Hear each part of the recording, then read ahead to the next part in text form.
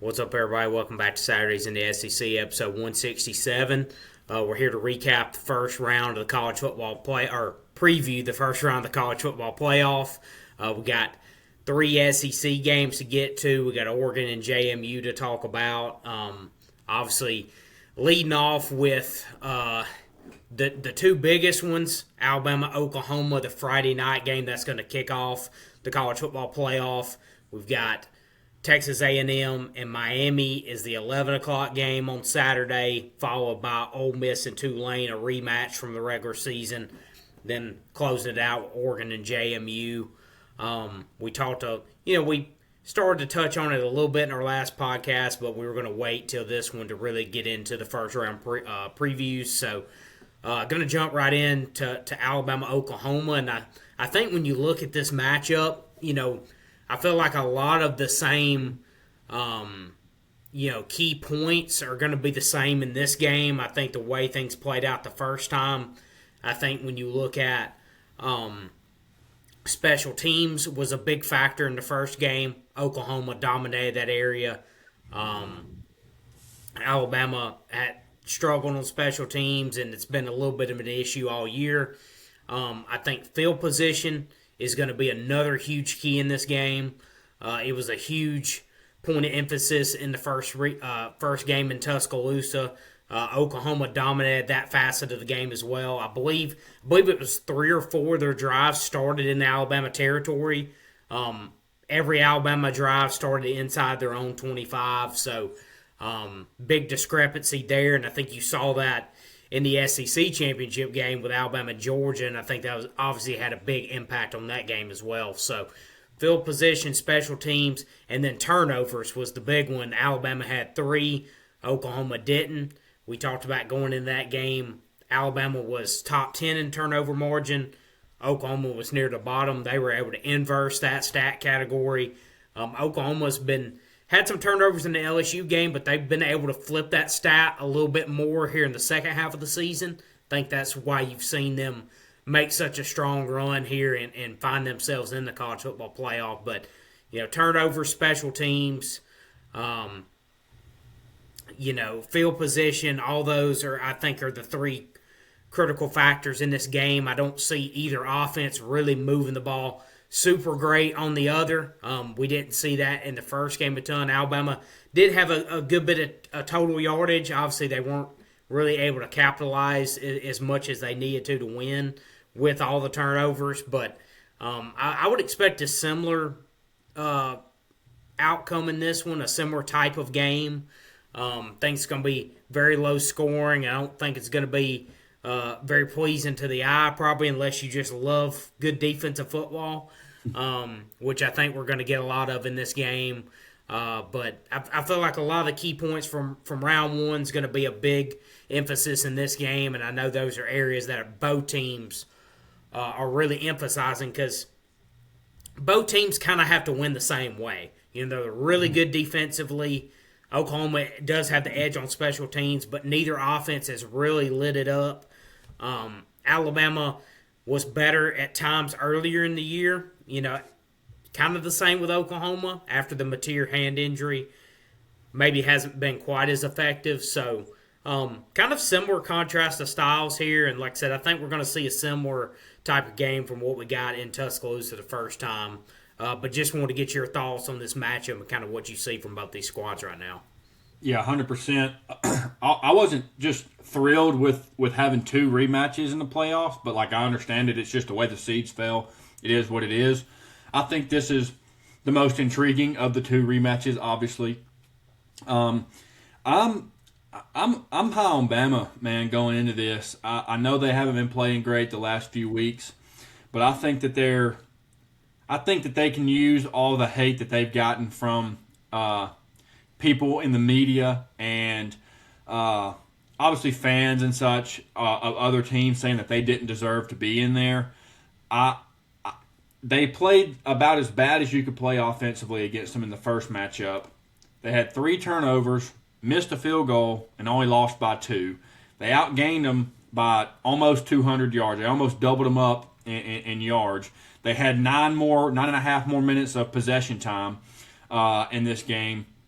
So their offense was outplayed Oklahoma's offense and Oklahoma's defense until it came to the turnover battle. Obviously, that's a huge part in winning ball games. I just don't see Alabama turning the ball over 3 times. I don't see them having multiple turnovers. If they have a turnover, I think it could happen. I don't think it's the end of the world, but I don't see it being multiple turnovers in this game.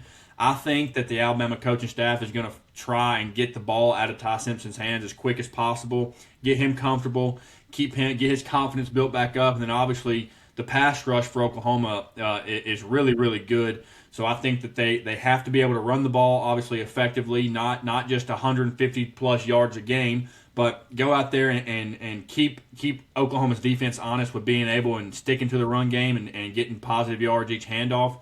But I think the key is getting Ty Simpson's confidence back up, keeping a clean pocket as long as you can, but getting the ball out of his hands quickly. In the SEC championship game, which I know it kind of was dictated because of how the game ended up being with Georgia getting a big lead, they were kind of having to try and stretch the field a little bit with their routes, and I think that just that they obviously Georgia played great defense and they played great coverage. So nobody was getting open, so I made Ty hold on to the ball a little bit longer, made it run around a little bit, try to extend plays. Georgia had 13 pressures on him, 3 sacks. So if they can find a way to get the ball out of Ty Simpson's hands quickly, I like Alabama's chances. I think the running back pass game is going to be more effective this game than it was in the SEC championship game. Jam Miller's expected to be back. He's been at practice all week, or yesterday when they started practice. He's been reported back in Kalen DeBoer's press conference. So I expect the offense to be about as good as it was in the first meeting, just to take away the turnovers. And then the defense, like you said, the defense is the strength of both of these teams. Obviously, you got Oklahoma's special teams is head and shoulders better than Alabama. But I don't think that Alabama is going to allow it to come down to a special teams game when it comes to field goals. If you want to make a deep run in the playoffs, you can't win by field goals. It's not consistently. You're going to have to get it in the end zone. I think that the Alabama coaching staff is one of the better ones in the country. Obviously, if I'm seeing this and I'm talking about it, they clearly see it and know how to improve it, and they're thinking on 10 steps ahead of me on what I'm talking about. So I think it's going to be a real similar game with how the offenses perform. It's going to come down to turnovers. Again, I don't see multiple turnovers happening. I like Alabama to win this game. Alabama's a 1.5 favorite. The over/under is 40.5. I like the under here. I'm riding the under. I like Alabama to win, but I'm not so confident that I'm going to lay the 1.5. I think that they are going to find a way to win this ball game. So I'm staying away from the line, but I like the under 40.5. I think it's going to be a lower scoring ball game, but I think Alabama finds a way to get it done. I'm just not super high on this Oklahoma offense. They've struggled really all season. They haven't really dominated against high caliber opponents, really high caliber defenses. So I'm not sold on the offense. I don't think many people are, but everybody says defense wins championships. I think Oklahoma's probably the second best defense in this playoff the way they're playing right now. But still, I'm going to lean on Alabama to go in there and find a way to win. Again, their offense was very effective last time. Take away the turnovers, they win the ball game. I think it's going to happen this week. I know the last few weeks, yada yada yada. The slate's wiped clean. Everybody's 0-0 now. Everybody's got problems, especially when you're in the 7, 8, 9 and below seedings. All those teams have flaws. So I just think I'm more confident in Alabama because they've been in this position before. They've been to the college football playoff more than anybody in college football. So it's nothing new for these guys. They've played in big games all season. Give me Alabama to win this game. Give me the under 40.5. I'm curious to hear your pick on the lines, though, on the over/under and the line. Yeah, I mean, I think the point you made too with Ty Simpson, got to get the ball out of his hands quickly. You got to have something to beat the blitz because I mean, this Oklahoma team, they're going to heat you up more than Georgia did, and Georgia heated Alabama up a lot last And week. they disguise it really well. They do, and obviously they've had a little bit of time to get their legs under them, get healthy. You know, or Mason Thomas is going to be back in this game. I was looking at the injury report before this started. He wasn't listed on there, so that's a very good sign for Oklahoma and Oklahoma fans to have him back and as close to 100% as you can get this time of year, it seems like. So I'm like you though. I think Alabama's going to be able to limit turnovers in this game. I just don't see 3 turnovers again in back-to-back matchups. I think Alabama's defense has been very good at forcing turnovers. So, I mean, obviously turnovers is not a stat you can ever predict. Like it's just Right. really taking a guess based on trends. But I think this Alabama defense can force some turnovers as well. So I think Alabama overall is the better team at taking care of the ball for the length of the season. So I think in this game they'll be able to limit that, and I think I'm like you, they'll find a way to win. I'm picking them to win. I guess I'll take the 1.5 since it's so close to a pick 'em. I'm like you though. I like the under. It is a pretty low total though at what 40.5 you said. Yeah. So yeah, I think it's like a 20-17 type of game in my opinion. I wouldn't be shocked if it went over just because it is pretty low, but if it got to maybe 45 a total, something like that, I could see. But because I believe that's what it hit 44 last time, it was 23-21. So I think something along those lines. I'm going to stay away from that, and I'm probably not going to take the total or the points either. I'm just going to watch it as a fan, but if I was making a pick, I'd take Alabama minus the 1.5. Think it's going to be a really, really good game. Like I said, I'll be surprised if it's not very similar to the first matchup. I just don't see it playing out any other way. Now, what happens in between there, I don't know as far as the turnover battle goes, but I just don't see it getting like over 50 or anything like that. I just don't see that path right now. But man, it should be an unbelievable atmosphere. Got to give Brent Venables and this Oklahoma team a lot of credit the way they played down the stretch, and they've earned this first round playoff game, and I think Sooner Nation's going to reward them with an unbelievable atmosphere. Looks like the weather's going to be great. Looks like it's going to be, I think, in the 50s that day, maybe going down into the 40s for the game. Really perfect football weather. Weather's not going to be a factor. It's not going to be too cold. It was, I think, actually colder for the Iron Bowl than it's going to be for this game. So I don't think the weather will play an impact or anything, and should be a great football game. And SEC on SEC here in December, it doesn't get much better than that. Absolutely. All right. Miami's traveling to College Station, taking on the Aggies. A&M's a 3.5-point favorite. Over-unders at 50.5. I'm excited to hear your thoughts on this. I'll go after you. Yeah, you look at this matchup, I think this Miami team, particularly on the defensive side, like this is one of the best run defenses Texas A&M will have faced all year. One of the better pass rushes, too, that A&M's faced all year. So I think, A&M's obviously been a great rushing offense. They've got a ton of weapons. I think Marcel Reed, his legs are going to have to be more of a factor in this game. I think he's going to have to extend some drives, pick up some first downs with his legs.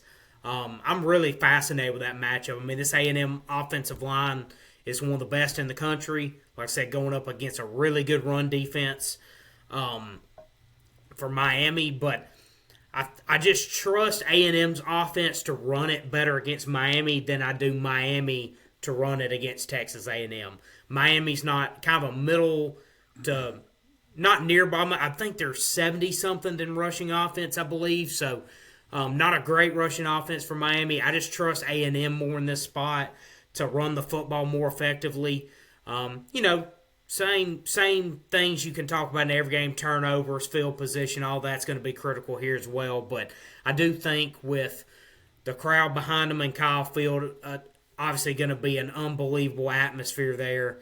I just like this A&M team a little bit more in this spot, but it's certainly going to be a great game. It's going to be one of the best talent rosters that Texas A&M's faced all year. Same with Miami on the other side going against A&M. So it should be an unbelievable game. I think the line's about 3.5. I think that's about right, honestly. I think A&M wins by a touchdown or less. Like I said, I just trust them a little bit more in this spot, being at home. And like I said, I think they can run the ball. don't think either team probably run it great, but I trust A&M to run it a little bit better. I agree. I think the key is the run game in this game. The best rush offense that A&M's played this year is Missouri with Ahmad Hardy. They did go for 2 bills against them, but they only put up 17 points.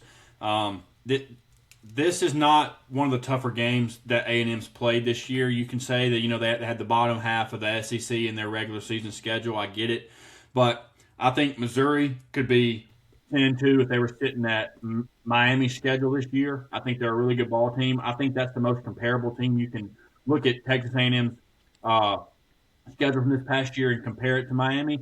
I just think Texas A&M is the all-around better team here. I like what you said about Marcel Reed. You're going to have to rely on his legs a little bit to be successful. I don't think that's going to be a problem for them. I expect A&M to win this game pretty handily. I think they're going to be in control the whole time. As long as they don't start out like they did against South Carolina, I think they're going to be just fine. Excuse me. They really weren't terrible against Texas until the second half. Kind of the game was dictating how they were having to run their offense. I expect A&M to come out. Obviously, that atmosphere is going to be phenomenal.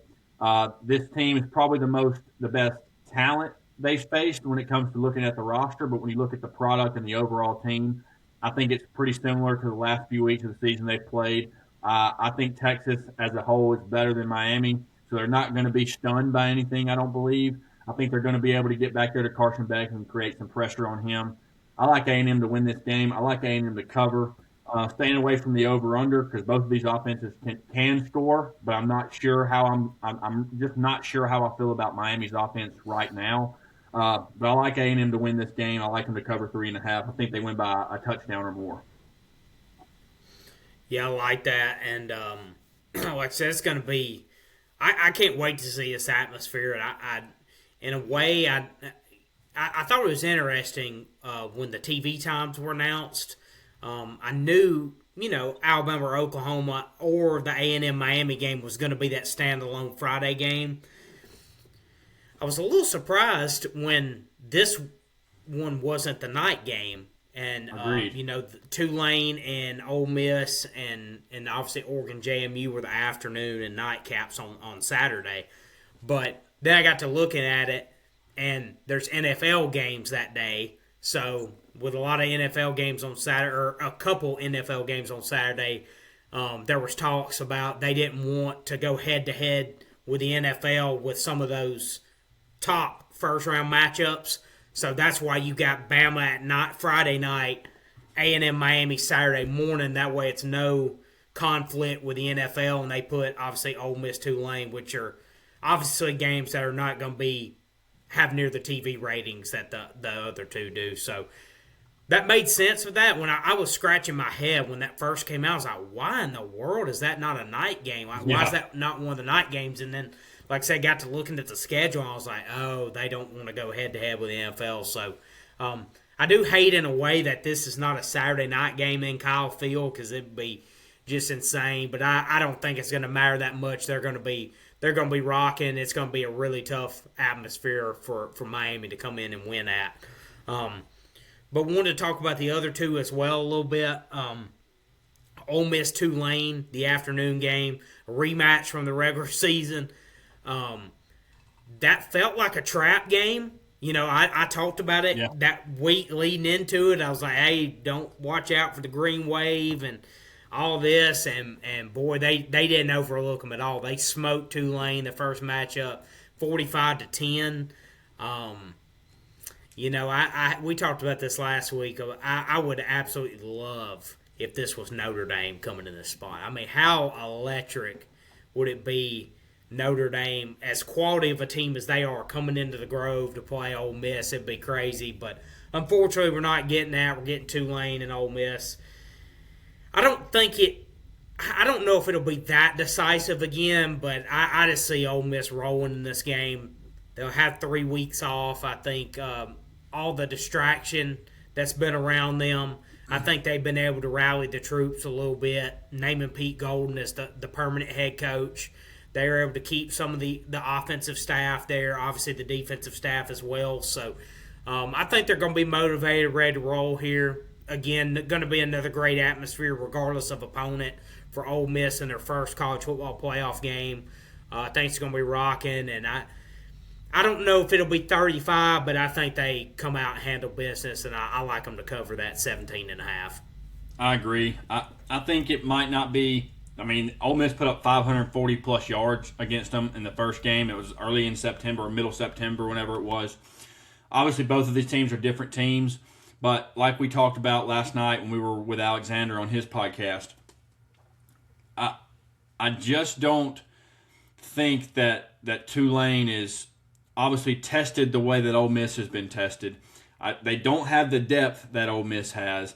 I just don't see them having many answers for this Ole Miss team. It's not like it was a knockdown, drag-out game the first time. I mean, Ole Miss handled this game with ease. I think it's going to be pretty similar to that. Again, I agree with you. I don't know that it's going to be plus 35 margin of victory, but I think Ole Miss covers a 17.5. I think that Pete Golding is rallying the troops there. I think that they can use the Ole Miss, the Lane Kiffin exit and how all that happened. I think they can use that to fuel them. This Ole Miss team is going to come out to prove to the world that they don't need Lane Kiffin to win a national championship. I think that they do need it to win a national championship, but I think that the team is coming out and going to be rallied around that fact to try and prove that to the world, that they're just as good, and it's about them, and it didn't matter who the head coach was, that this team is going to be that good. I think that that's what their mentality is going to be. So I expect Ole Miss to handle this game and win by 3 or 4 touchdowns. I don't see it being super close. Their defense, much better than what Tulane's faced all year. I just don't see Tulane giving them any tough times. Maybe in the first quarter, but after that, get the guys settled in, get the jitters out. Still playing football. It's the same game. 53 and a third yard across, 100 yards long. I mean, it's the same game. I like Ole Miss to win this game. I like them to win it handily. Staying away from the over-under, but I like Ole Miss to cover 17.5. Yeah, I agree with you totally. I think Ole Miss is going to come out and handle business here. I think they're super motivated. And to preview our last first-round matchup in the college football playoff, I think Oregon is also going to come out and handle business here against JMU. Talked a little bit about it last week, but I love the 5 seed in this current playoff format. I just think with Oregon, and they had some injuries late in the year, didn't play in the Big Ten title game. So now 3 weeks to get prepared for this game, get healthy. Basically, what I think is going to amount to a warm-up game against JMU, no disrespect. And then you've got almost another 2 weeks, 12 days to be exact, till that quarterfinal matchup against Texas Tech. So I just think Oregon's in a really good spot here. I think they come out. I mean, Dan Lanning, we've heard his pregame speeches. This guy's one of the best motivators in the country, right off the Saban Kirby tree, giving those pregame speeches. So I think they're going to come out looking for blood. And I think they win and cover against JMU as well. JMU's played one Power 4 opponent, lost by 14. They haven't seen near the talent they're going to see on Saturday afternoon or Saturday night in Eugene. And I like this Oregon team a lot. I love where they're placed in this playoff, and I think they come out, handle business, and get ready to move on to the quarterfinals. So I got Oregon winning and covering. I agree. I echo everything you just said. I like Oregon to cover 21, and I also am taking the over because the over-under's at 47.5. Oregon's liable to score 48 themselves. Taking the over here, I think Dan Lanning at this point in the season, it's not one to take his foot off the gas when he's got something going. I think it's going to be a blowout in Eugene. I think Oregon scores 35 plus. I don't know that JMU maybe gets a touchdown. I like the over 47.5. I like Oregon to cover 21 minus 21. Yeah, I didn't realize that was the over/under. I didn't realize it was at 47.5. I will second that, and I'll hammer that alongside you. I think, like I said, I think Oregon's probably putting 35-40 themselves if they want to. I think there's a chance of that. So yeah, I like that as a lot. I will hammer that alongside you. I think, like I said, Oregon like where they're at. I've got them going. I think they got a chance to go forward in this playoff. Obviously, a very tough matchup against Texas Tech in the quarterfinals, but I see them getting it done here and handling business. And kind of looking ahead to some of those quarterfinal matchups, man, I think it's going to be super intriguing. You would have a potential rematch with Georgia and Ole Miss. But I think whoever wins that Miami-Texas A&M game, that's a really fascinating matchup against Ohio State. Kind of Oklahoma, Indiana, and Alabama are all kind of similar teams to me. I mean, obviously Indiana's the best of the bunch throughout the regular season, but I think that's going to be a similar style of game regardless if Indiana plays Alabama or Oklahoma. So I think, and Indiana, like I said, it's kind of cut from that same cloth as well. Now they've lit teams up offensively this year, but not really against great opponents for the most part. They did score 13 against Ohio State, and I know Ohio State does have an elite defense, but I just think the style of football they play, I think that's going to kind of lead to a little bit lower scoring game. So I think that matchup is going to be similar either way. And then obviously I think the Oregon-Texas Tech matchup could be one of the better matchups in this playoff, honestly. I would be very excited to see that.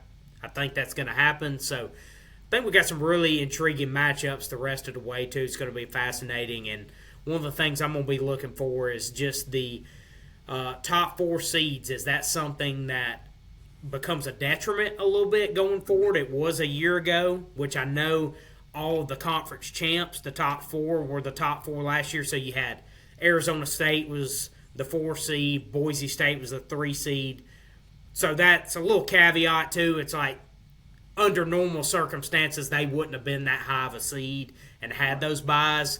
Obviously, like this year, that wouldn't have been the case. So I think that was probably part of it as well. But I want to see too, does playing in the first round, does that kind of help you a little bit to kind of get you back in the swing of things, especially if you didn't play in your conference title game?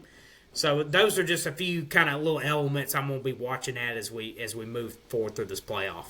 Yeah, the best part of the year is here. It's Christmas time. It's playoff football time. It's going to crown a national championship here in the next month, so I'm looking forward to it. Yeah, I got a few coaching changes. We can kind of get into a few staff moves around the SEC. We started talking about that last week. We've had a few more since then. But before we get into that, I did want to mention, you had hinted at it earlier, we were on Alexander's podcast. I'm sure you guys remember him from our SEC preview series. He came on and previewed Georgia and Kentucky with us. Pleasant's podcast is his. It's on YouTube. You can get it wherever you get your podcast. We were on his episode last night. That should be dropping. Those episodes should be dropping about the time this one's coming out as well. So be sure to check that out. Had a lot of fun. Really in-depth discussion on all of these first-round games, the playoff as a whole. We did some playoff predictions with him. Talked a little bit about Texas, missing out on the college football playoff. Hit on a lot of different topics. So be sure to check that out. Give him a like and subscribe. Same thing with us at Saturdays in the SEC, obviously. Be sure to like and subscribe to the YouTube channel. So I just wanted to get that. Follow us on Twitter at Saturdays _SEC. Then obviously we're on TikTok as well, so be sure to check us out there. So I wanted to get to that a little bit before we hit on some of these coaching changes. But I'm sure you've heard Jamarcus Shepard, the Alabama wide receivers coach, got the head coaching job at Oregon State. That was before the Iron Bowl, or before the SEC Championship, actually. And Alabama, as of tonight's hired Derek Nix, Auburn's offensive coordinator from the last 2 seasons, to be the wide receiver coach. I really like the hire. I love his SEC experience, obviously dating back to Ole Miss. Has a really strong track record as a recruiter, as a developer of receivers that he did at Ole Miss. So I think it checks a lot of the boxes that Alabama wanted to check. The person that's in that position Jamarcus Shepard was known as an elite recruiter.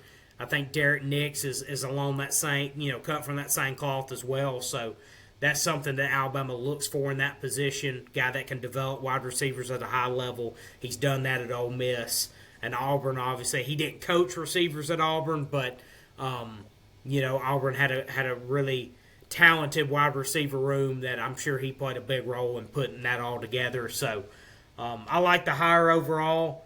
Like I said, bringing in a guy with SEC experience that's recruited Mississippi extremely well. He was the lead recruiter for Suntaram Perkins, the standout linebacker for Ole Miss. So I really like that from that standpoint. Think it was a good move. And like I said, anytime you can add some additional SEC experience to the staff, which I know a lot of the staff does have now because they've been here for 2 years, but initially you didn't have that. So I think when you can add an additional guy like that with that, I think it's only a benefit for your program.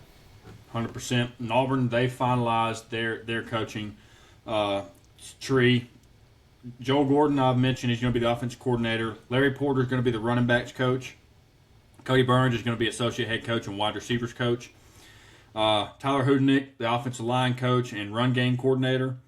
Larry Scott is going to be the tight ends coach. He's a former head coach at Howard University, was tight ends coach at Florida with Kyle Pitts, and he was there at Tennessee when Alex Golesh was there. DJ Durkin's staying as the defensive coordinator, and he's also going to be linebackers coach, co-linebackers coach. Defensive lines, Vonchell King-Williams, he's staying. Special teams coordinators, Jacob Branowski. Tim Banks is going to come over and be the safeties. DeMarcus Van Dyke is going to be the cornerbacks coach. And then Bucks and Edges is going to be Coleman Hutzler.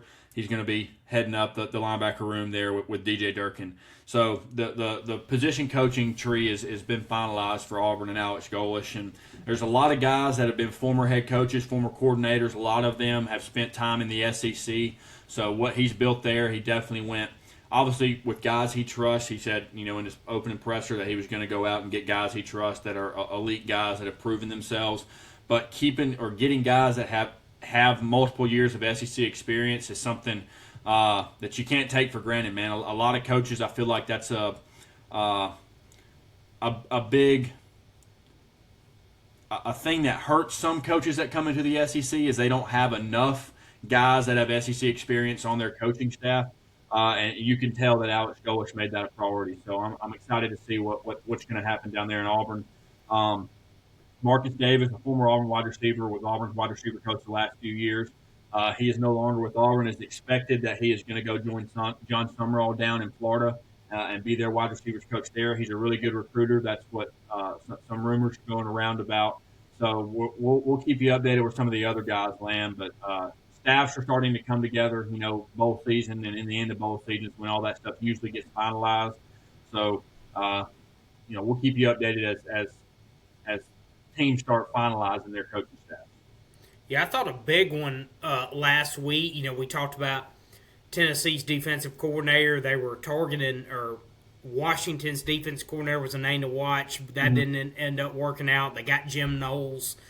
Been at Ohio State, was at Penn State last year. Obviously, really highly regarded defensive mind. So I think that's a really nice pickup for Tennessee there. You mentioned Tim Banks was the former DC there. He's now Auburn coaching safeties. Same with Coleman Hutzler. He was at Mississippi State as DC, now at Auburn as well. So like you said, that SEC experience is so critical. Jim Knowles, obviously a ton of Power 4 experience. Did want to touch on, too, Kirby Moore, the Missouri offense coordinator, is the new head coach of Washington State. So they'll be looking for a new OC. Hallman Wiggins, the wide receivers coach at Texas A&M. He's promoted to offensive coordinator now that Colin Klein got the Kansas State head coaching job. So they went internal there to fill that position. Jay Bateman, the A&M defensive coordinator, he's actually going to Kentucky, so it'll be interesting to see how Mike Elko decides to fill that spot. Obviously, with him being a defensive mind, it's a little bit more of a unique situation. I'm curious to see where he goes with that next hire as well. And then a couple kind of personnel decisions as well. I did want to touch on the Michigan coaching search too. Obviously, Kalen DeBoer's name's been thrown out a lot in the media. He released a statement this week saying he's 100% committed to Alabama.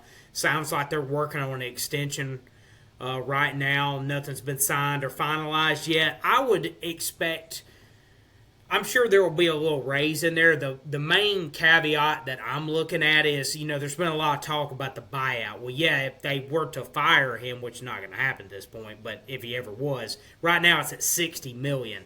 The buyout I'm more looking forward to is, right now, if he left to go to another school, his buyout's only $4 million.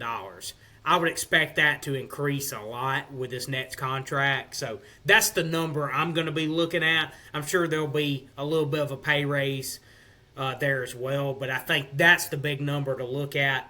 I think just really an insurance policy for Alabama. If you were to ever go to another school, obviously you're going to get compensated well for that.